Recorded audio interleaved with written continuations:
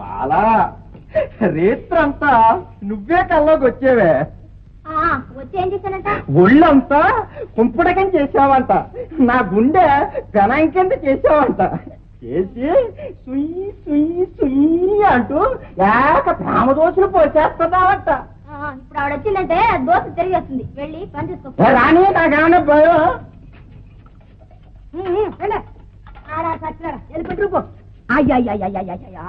అంతా నాచిపెడితే మనం కాపురం చేసినట్టయ్యా. లేదు అడుక్కు తినాలి.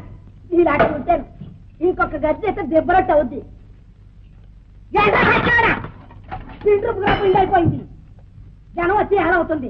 పాపాయమ్మ, నీ దోశల చప్పుడు తిరుపతి కొండ దాకా వినిపిస్తోందమ్మా.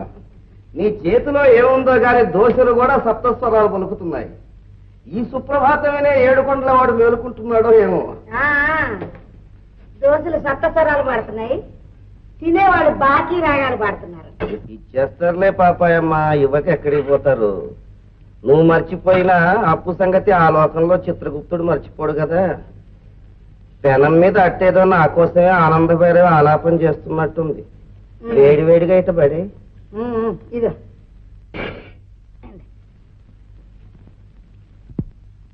చూడు శ్రీనివాసులు, కట్ల కాసులు పేరు చేయించుకుందాం అనుకుంటున్నాను. కొత్త డబ్బు తక్కువ వచ్చింది. నువ్వు ఇవ్వాల్సిన పాత బాకీలోంచి కాస్త సర్దుబాటు చేద్దు. పాపాయమ్మ, నీ ఒళ్ళే బంగారం కదా, నీకెందుకు చెప్పు నాగానట్లా.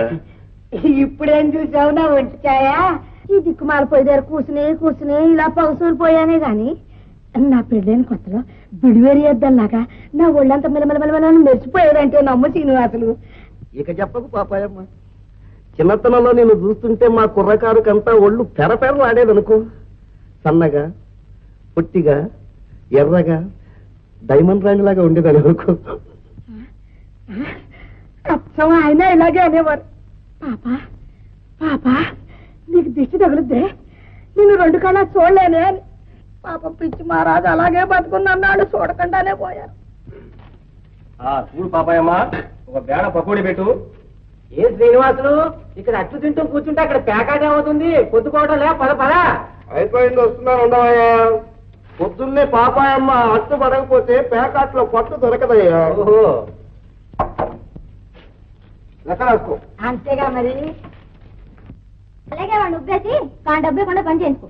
ఓసు ఓసు ఓసు దిక్కు మొక్కులు ఏందాను అని తీసుకొచ్చి నేనేదో ఇంటి దాన్ని చేద్దాం అనుకుంటుంటే ఏమే తెగ నీలుగుతున్నావు. ఇదిగో ఆ శ్రీనివాసులు గారి 3 కాఫీ 2 దోశ రాసుకో. ఒక్కటి దోశే కదత్తా. నువ్వు చదువుకున్నావు చెప్పారా?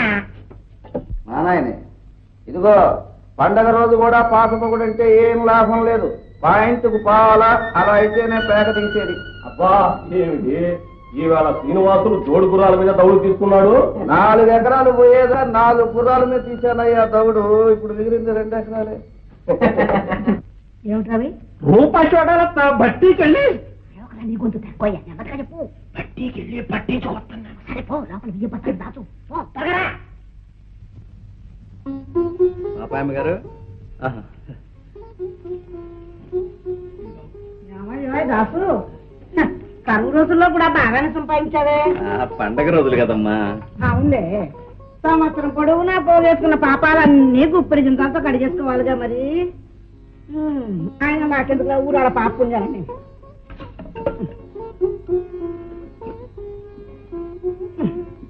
లాభం అమ్మా పాపాయమ్మ, అమ్మాయి పెళ్లి త్వరలో చేయాలనుకుంటున్నాను. శుభం. అయితే మాకు తొందరలోనే పప్పనం దొరుకుతుంది అన్నమాట. అదే ఇప్పటి వరకు ఎంత కూడిందో అని. ఏమిటయ్యా దాసు, ఆయన బతుకున్నప్పటి నుంచి ఇదే పాట. నా మీద మాత్రం నమ్మకం లేటయ్యా? నమ్మకానికి కాదమ్మా, ఏదో ఇంత ఉంది అని తెలిస్తే నాకు ధైర్యంగా ఉంటుంది. ఉన్న ఒక్క పిల్లకి పెళ్లి కొంచెం ఘనంగా చేసుకుందామని తాపత్రయం. కాదు మరి, ఒక్కగానొక్క బిడ్డ. మా వారు బతికుండగా దాచిన డబ్బు ఏమన్నా 287 చిల్లరా. ఇక నా దగ్గర ఉన్నది నీకు తెలియలే తెలుసు. 625. ఇదేదో 4-5 ఉంటుంది. 6, 2, 8, అదొక 87, 20. పర్వాలేదే, 900 దగ్గర దగ్గర అయింది. ఇది ఒక్కనాటి కష్టమా అమ్మా? ఇన్ని సంవత్సరాలుగా పడ్డా. అవునవును, ఆయన కూడా అలాగే అనేవారు. ఉసే పాప, మన దాసు డబ్బు జాగ్రత్తగా చేయాల్సుమా. పిల్ల పెళ్లి కోసం కూడబెట్టుకుంటున్నాడు పాపం. పిచ్చిముండేవాడు అన్నారు. వెళ్ళొస్తామా? మంచిది.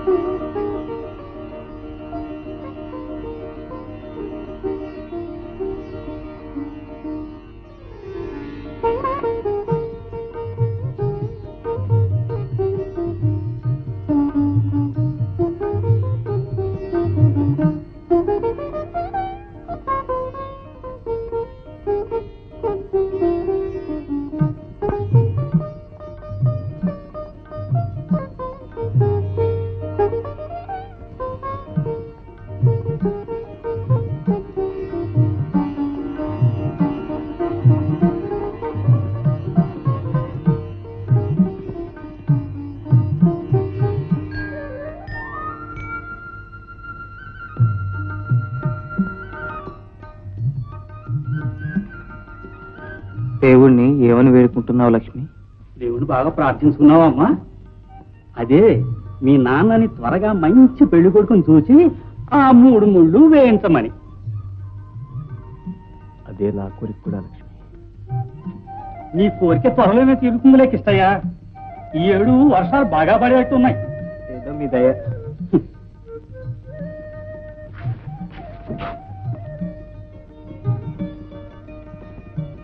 అదేమిటి, గుళ్ళోకి వచ్చి ఒక క్షణం కూర్చోకుండా వెళ్ళిపోతున్నారు? తప్పు కదా? నిజమే లక్ష్మి, మర్చిపోయాను.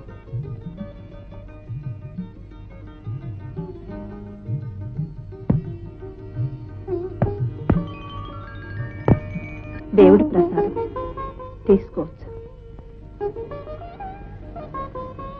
ఎంత తీయగా ఉంది లక్ష్మి. ఏ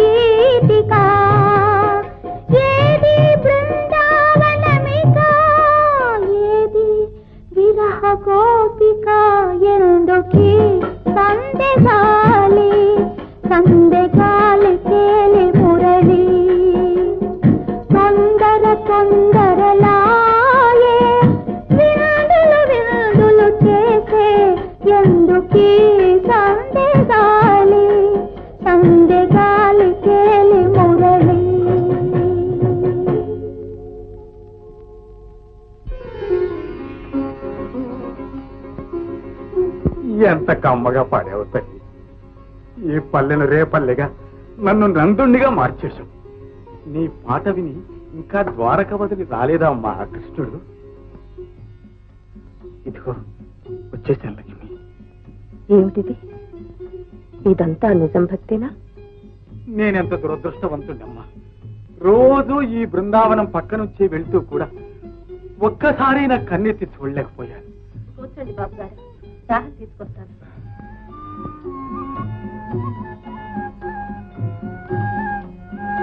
బాబు గారు తమరా రావయ్యారా? మీ ఇంటికి చుట్టాలు వచ్చారు. ఎంత సుదినం బాబు, మా ఇల్లు పావనమైంది.